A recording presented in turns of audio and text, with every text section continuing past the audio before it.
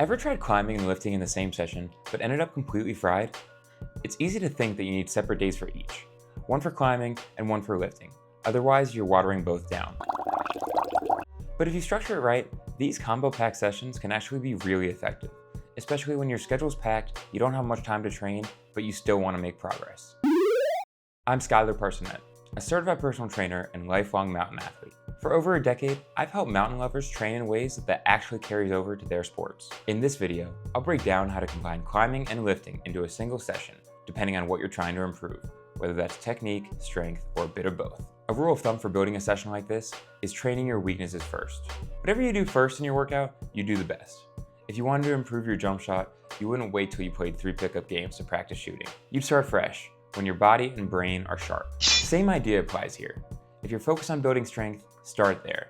If your technique needs work, hit the wall first. It doesn't mean that everything you do after is pointless. It just means that each activity gets a little less effective as fatigue builds. So with that in mind, here are 3 session structures that you can use based on your goals. Climb first, then lift. If climbing technique is your biggest weakness, this is the setup to go with.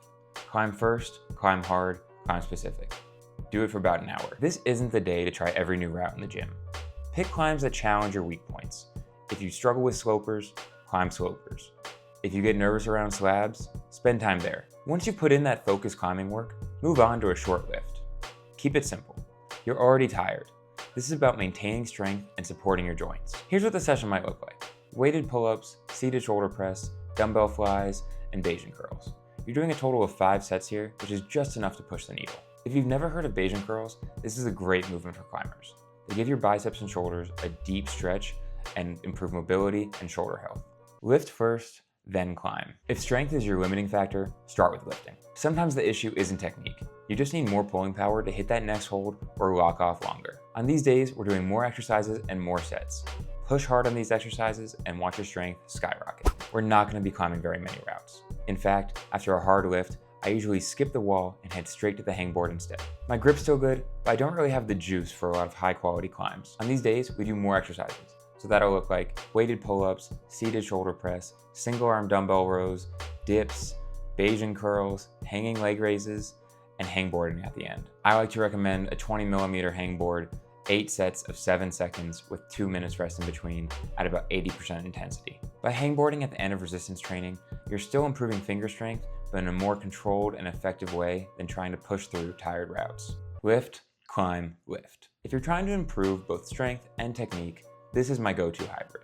Pick 1 to 2 main lifts, then climb for 30 to 60 minutes, and follow that up with accessories to round it off. I use this session all the time when I want to hit both ends of the spectrum. Here are 3 bonus tips to make these combined days more effective. First, wear lifting straps on pulling movements like rows and RDLs. You want to keep your grip fresh for the wall. Second, I also like to use wrist wraps on pressing movements. Climbing already puts a lot of stress on your wrists, and these take some of the pressure off while lifting. And lastly, on days like these when your sessions are running long, intra-workout nutrition matters. I like to keep it light and easy with fruit snacks.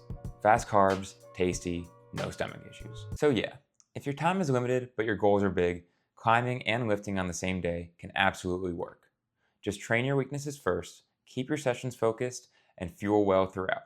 If this video gave you a few ideas to try, or helped you reframe how you look at your sessions, hit that like button. And comment down below on any mountain-related topics you want to see in the future. Thanks for watching. Now go peak your potential.